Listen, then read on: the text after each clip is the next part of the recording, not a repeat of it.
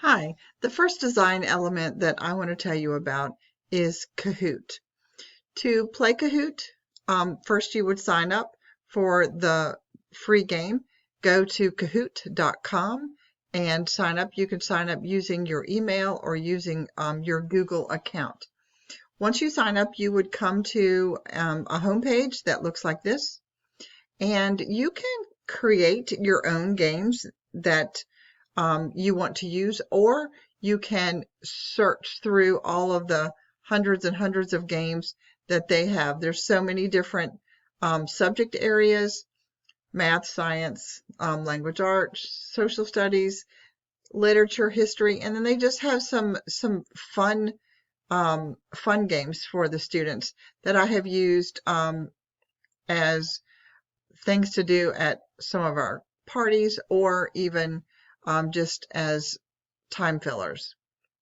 But for instance, if you clicked on math, you can see all of the different games that they have for you to choose.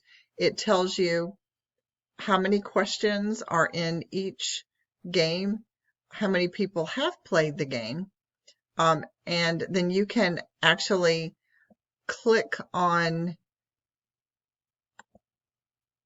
a game. You can see the questions. You can even have it show you the answers if you want to see the answers before you decide if you want to choose that game.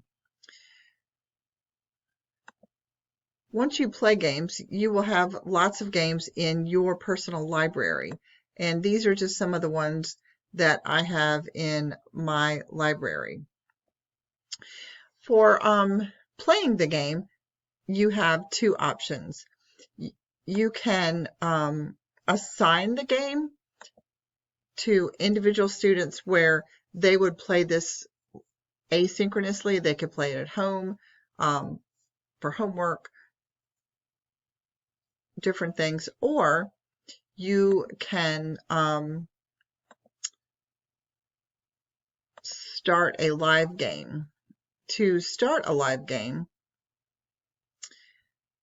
what it's going to do is ask you if you want to use the team mode or if you want to play in the classic mode, which is where the students play individually.